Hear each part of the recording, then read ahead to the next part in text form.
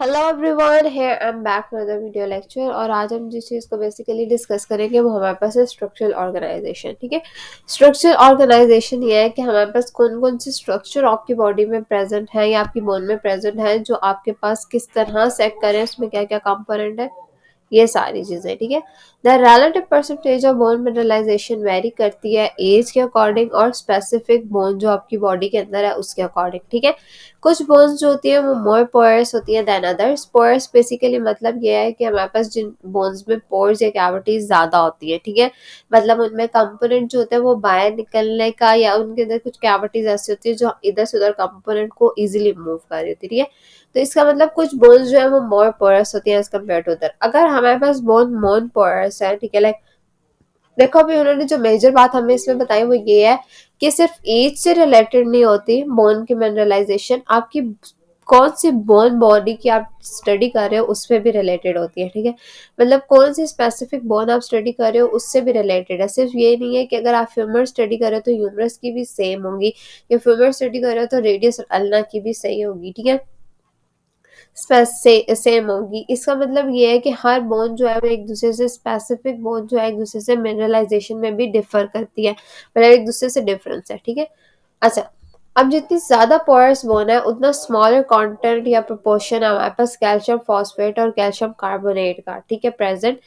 मतलब जितनी ज्यादा पोर्स ज्यादा है उतनी थोड़ी आपके पास कैल्शियम फॉस्फेट और कैल्शियम कार्बोनेट है बोन में। ठीक है, लेकिन जितना ज्यादा पोरस बोन है उतना आपके पास ग्रेटर कंपोनेंट है नॉन मिनरलाइज टिश्यू का, मतलब उसमें जो मिनरलाइजेशन नहीं है जिन टिश्यूज में, वो कंपोनेंट आपकी बोन में ज्यादा है जिनमें पोर्स ज्यादा है। ठीक है, ये हमारे पास आ गई। ठीक है, अब हमारे पास उन्होंने कहा बोन के टिश्यूज को हम दो कैटेगरीज में डिफाइन करते हैं पोरोसिटी से रिलेटेड। जब हम पोरोसिटी की बात करेंगे ना, तो हमारे पास दो कैटेगरीज में या दो कैटेगरीज में हम डिवाइड कर रहे हैं इसको। ठीक है, if the porosity is low with 5 to 30% of bone volume occupied by non mineralised tissue, the tissue is termed as cortical bone. ठीक है, अब उन्होंने कहा जो कंपोनेंट या दो जो बॉडी का पार्ट है, जो बॉडी या बोन के जो टिश्यूज हैं वो दो कैटेगरीज में हमने क्लासिफाई किए थे। जितनी ज्यादा प्रोस्टी, मतलब उसमें जितनी ज्यादा प्रोस्टी लो होगी, 5 to 30% उन्होंने कहा ना, मेरा नॉन मिनरलाइज टिश्यूज ने ऑक्यूपाई किया होगा, तो उस बोन का पार्ट को हम क्या कहेंगे, कॉर्टिकल बोन। ठीक है, मतलब वो हमारे पास जो बोन का एरिया होगा उसको कॉर्टिकल कहेंगे, जो नॉन मिनरलाइज टिश्यू जिसने वॉल्यूम ऑक्यूपाई किया हुआ है ज्यादा। ठीक है, bone tissue with the high relatively porosity with 30 to greater than the 90% of the bone volume occupied by non-metallized tissue is known as spongy। ठीक है, अब उन्होंने कहा जितनी हाई porosity होगी, मतलब पोरस जितनी ज्यादा बोन है, उतना उन्होंने कहा कि हमारे पास बोन जो है स्पॉन्जी। जितना लो है हमारे पास पोरस, वो उतनी क्या होगी, कॉर्टिकल होगी। जितनी ज्यादा है हमारे पास उतने ही स्पॉन्जी होगी आपके पास बोन। ठीक है, तो ये आपके पास दो पार्ट्स आ गए, स्पॉन्जी और कॉर्टिकल बोन के। जितनी ज्यादा 5 to 30% अगर आपके पास नॉन मिनरलाइज कंपोनेंट, मतलब थोड़ा से थोड़ा कंपोनेंट जितना होगा ना नॉन मिनरलाइज टिश्यू का, वो कॉर्टिकल कहलाएगी, और जिसमें नॉन मिनरलाइज टिश्यू कंपोनेंट ज्यादा होगा वो हमारे पास स्पॉन्जी या कैंसलस बोन कहलाती है। ठीक है, अच्छा, अब हम कैंसलस स्पॉन्जी या ट्यूबैकुलर बोन उसको हम कह रहे होते हैं। ठीक है, trabecular bone has a honeycomb structure with mineralized vertical and horizontal bars called trabecula, forming cells filled with marrow and fat। ठीक है, हमारे पास ट्रेबेकुलर टिश्यू को शायद आप लोगों ने काफी ज्यादा डिस्कस किया हो हिस्टोलॉजी में, पर हम ये बात करते हैं कि ट्रेबेकुलर बोन जो होती है ना उसकी हनीकॉम्ब अपीयरेंस होती है। यहाँ पे अगर आपको नजर आ रही हो, ठीक है, हनीकॉम्ब अपीयरेंस ऐसे होती है कि इसमें वर्टिकल और हॉरिजॉन्टल बॉल्स होते हैं जिनको हम ट्रेबेकुला कहते हैं। ठीक है, जो हमारे पास फॉर्म करते हैं cells filled with marrow and fat. इनमें सेल्स होते हैं जिनमें हमारे पास मैरो और फैट प्रेजेंट होता है। ठीक है, मतलब बोन मैरो और हमारे पास फैट जो है वो इसमें प्रेजेंट होता है सेल्स के अंदर। ठीक है, अच्छा, अब ये हमारे पास आ गए ट्यूबैकुला। ठीक है, ट्यूबैकुलर हम थोड़ा सा जो साइड पे डेफिनेशन है उनको भी डिस्कस करते हैं, फिर हम आप पिक्चर को डिस्कस करेंगे। ठीक है, compact mineralized connective tissue with low porosity that is found in the shaft of the long bones। अब आपको पता चल रहा है कि कॉर्टिकल बोन कहाँ पे प्रेजेंट है, shaft of the long bones. जितनी ज्यादा लॉन्ग बोन होगी उतनी उसकी शाफ्ट लंबी होती है, तो जितनी शाफ्ट ज्यादा होगी उतनी क्या होगी, कॉर्टिकल बोन उसमें ज्यादा होगी। मतलब हमारे पास लो पोर्स ज्यादा है अगर हमारे पास बोन जो है वो शाफ्ट उसमें ज्यादा है। ठीक है, ये हमारे पास आगे कॉर्टिकल बोन, ठीक है। हमारा कॉर्टिकल बोन के बाद ट्यूबैकुलर बोन थी। ट्यूबैकुलर बोन में बेसिकली आ गया less compactor mineralized connective tissue with high porosity that is found in the end of the long bones in the vertebra. उन्होंने क्या कहा, एंड ऑफ लॉन्ग बोन्स मतलब डिस्टल एपिफिसिस, और हमारे पास बेसिकली उन्होंने क्या कहा कि जो वर्टिब्रा की बोन्स है इनमें हमारे पास स्पॉन्जी मटेरियल ज़्यादा होता है, ठीक है। उन्होंने कहा कि इसमें ज़्यादा होता है, एक तो end of the long bones में, ठीक है, और दूसरा ये आपकी कुछ चीज़ें जो होती हैं वो रिटेन रखनी होती हैं आप एंड में, ठीक है। End of the long bones और आपके पास दूसरा क्या जो था वर्टिब्रा के, ठीक है, दोनों में हमारे पास स्पॉन्जी बोन्स ज़्यादा होती है, ठीक है। यहाँ आपके पास आ गया basically trabecular. The porosity of bone is of sorry, हम पहले पिक्चर को डिस्कस करते हैं फिर हम नीचे चलते हैं, ठीक है। अब ये हमारे पास, तो उन्होंने आपके पास एक बोन की एग्जांपल दी हुई है, ये आपको ऑलमोस्ट नजर आ रही होगी, हमारे पास फ्यूमर है, ठीक है, लाइक फ्यूमर होगी या आपके पास ह्यूमरस होगी, ठीक है। अच्छा, आप फिलहाल अभी बेसिकली यहाँ पे जो बोन ये आपको शो कर रहा है ना, ये टिबिया है हमारे पास, लेकिन आप इसको बेसिकली किसी भी तरीके से डिस्कस कर सकते हैं, हम बाद में बात करेंगे। ये हमारे पास सुनिए टिबिया की फॉर एग्जाम्पल दी है, ठीक है।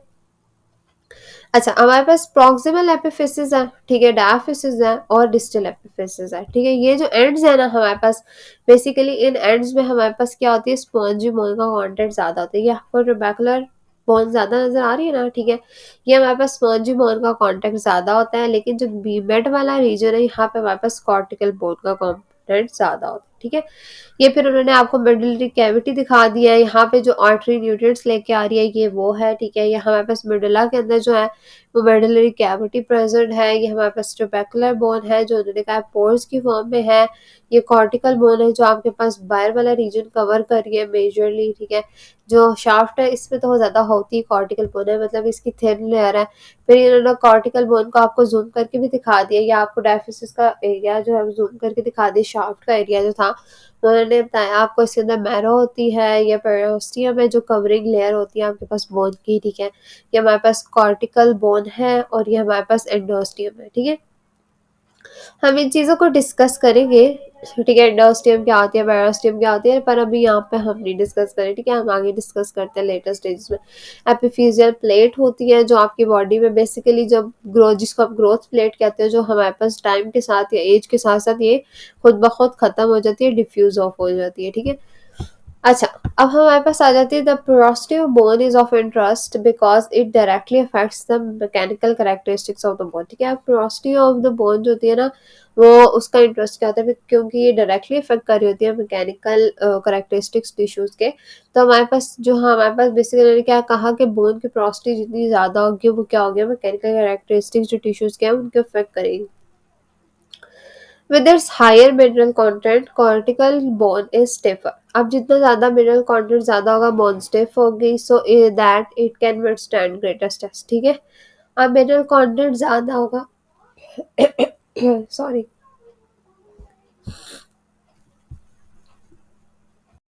अच्छा देखो, जितना मिनरल कंटेंट आपकी बोन में ज्यादा होगा वो क्या करेगा कि आपकी कॉर्टिकल बोन जो होगी वो उतनी स्टिफ बना देगा, ठीक है।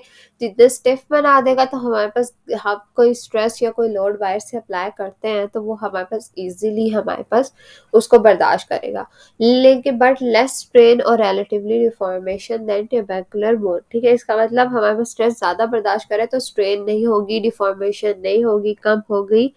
लेकिन अगर जिस कॉर्टेड देन ट्यूबैकुलर बोन, ठीक है, मतलब उन्होंने कहा कि कॉर्टिकल बोन अगर स्टिफर है ना तो हमारे पास उसमें चेंजेस आप इतनी आसानी से नहीं ला सकते, लेकिन किसी बोन में अगर स्पॉन्जी कंटेंट ज्यादा होता है ना तो हमारे पास उसमें चेंजेस ज्यादा लगते हैं, क्योंकि वो स्ट्रेस को जो होते हैं ना इतनी ज्यादा अच्छे से विथस्टैंड नहीं कर रही होती या बर्दाश्त नहीं कर रही होती, ठीक है। Because trabecular bone is spongier than cortical bone, it can undergo more strain before fracturing. इसका मतलब कि जो बोन स्पॉन्जी, जिसमें स्पॉन्जी कंटेंट ज़्यादा है, जिसमें ट्यूबैकुलर कंपोनेंट ज़्यादा है ना, वो ज़्यादा इजीली डिफॉर्म हो जाती है। मतलब उसमें जब आप कोई स्ट्रेन लगाते हैं, स्ट्रेस ये आप स्ट्रेन और स्ट्रेस को पिछले चैप्टर में डिस्कस कर चुके हैं, आप पहले वो वाली वीडियोस देख लेना अगर किसी को समझ नहीं आ रही। लेकिन बेसिकली स्ट्रेन जो होता है ना, अगर आपकी बोन ने अपनी शेप चेंज करती है तो उसकी बात करें, ठीक है। तो फॉर एग्जाम्पल उन्होंने कहा कि अगर आपके पास स्पॉन्जी कंटेंट ज़्यादा है, हमने यही बात की ना, स्पॉन्जी कंटेंट ज़्यादा होगा तो वो पहले अपनी शेप को चेंज करेगा, फिर उसके बाद क्या करेगा, फ्रैक्चर कॉज करता है, ठीक है।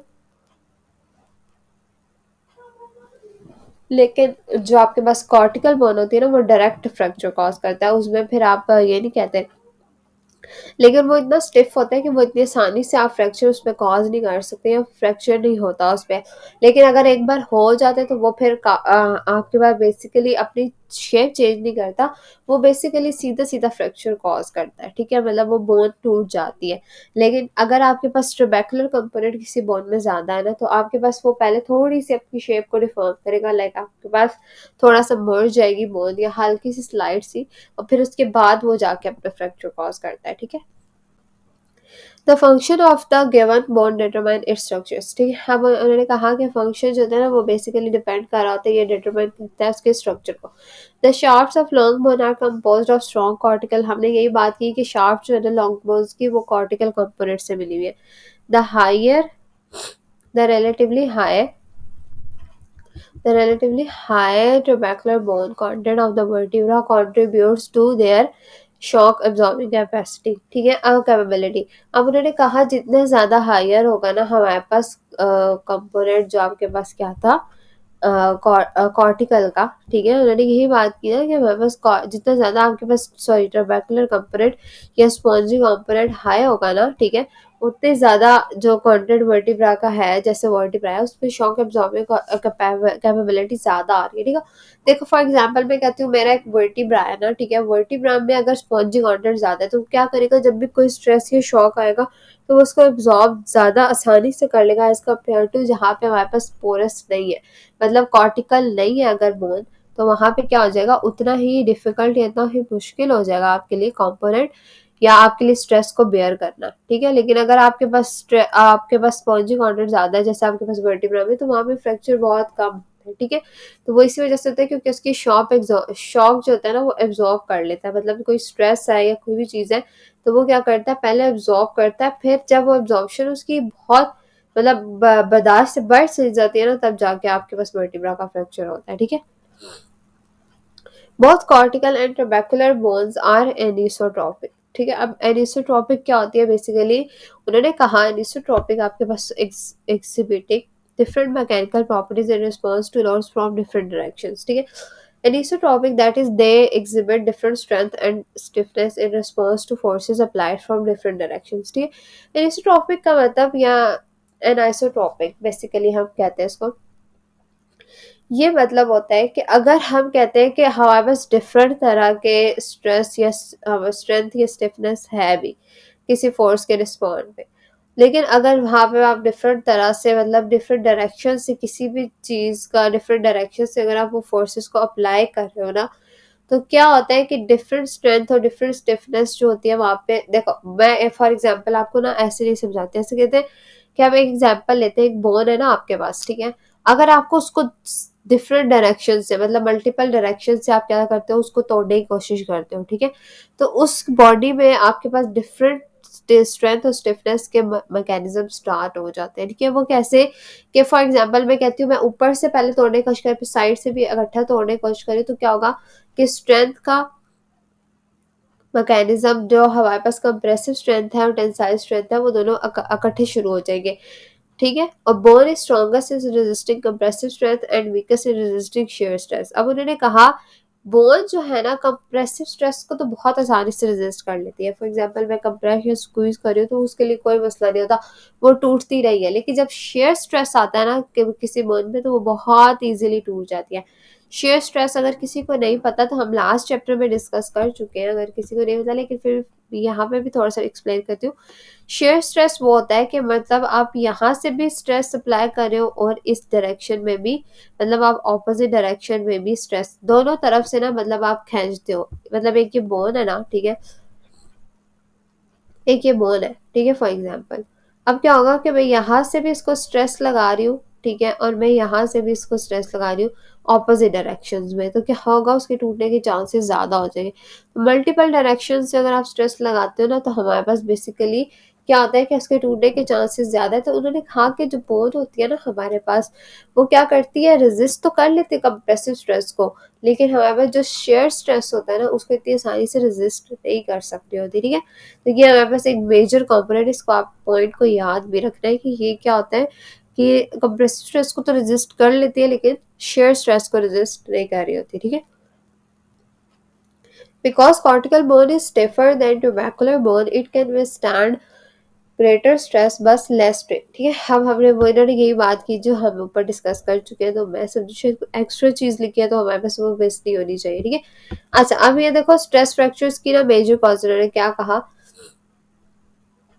कंप्रेशन टेंशन शेयर, ठीक है। अब कंप्रेशन टेंशन शेयर की उन्होंने बात की ना कि हमारे पास बोन की जो स्ट्रेंथ है वो किस हद तक जो होती है ना अप्लाई होती है जब हमारे पास आपके पास फ्रैक्चर लगा, तो कंप्रेशन की अच्छी भली है, ठीक है, फिर टेंशन की स्ट्रेंथ है, फिर शेयर की स्ट्रेंथ है, मतलब आपके पास बेसिकली शेयर जो होता है ना वो इजीली आपके पास, आप यहाँ पे स्ट्रेस देखो, अब जो स्ट्रेस आप फ्रैक्चर पे लगाओगे तो क्या होगा, शेयर में बहुत जल्दी टूट जाएगी बोन। टेंशन थोड़े से आधे, मतलब आप हाफ ऑफ द कंप्रेशन ले लो कि उसके बाद टूटेगी। फिर आपके पास कंप्रेशन आता है जो हमारे पास, ठीक है, काफी अच्छा लोड डालना पड़ता है अगर किसी बोन के फ्रैक्चर को किसी बोन को फ्रैक्चर या किसी बोन का फ्रैक्चर कॉज करना है, ठीक है। तो ये बेसिकली उन्होंने आपको एग्जांपल दे दिया कि आपको अच्छा वाला आपको बस लगाना ही पड़ता है जोर, तब जाके आप क्या कहते हो कि हमारे पास कंप्रेशन आती है, ठीक है, या सॉरी फ्रैक्चर आता है जब आप कंप्रेशन कर लगाते हो, ठीक है। ये बेसिकली आपने उन्होंने सिंपल सी आपको एग्जांपल दे दिया कि अगर आप कंप्रेसिव स्ट्रेस लगा रहे हो ना तो कंप्रेसिव स्ट्रेंथ जो है वो कितना आपके पास कवर कर लेती है, ठीक है। चीज़ें बहुत ज़्यादा होती है तो इसलिए पाइल अप हो जाती है, लेकिन कोई भी चीज़ समझ नहीं आए तो कमेंट सेक्शन में पूछ सकते हो। Thanks for watching types of bones को अपने नेक्स्ट लेक्चर में डिस्कस करते हैं। Thanks for watching. कोई भी चीज़ समझ नहीं आती और बेशक इजीली आराम से कमेंट सेक्शन में पूछ सकते हो।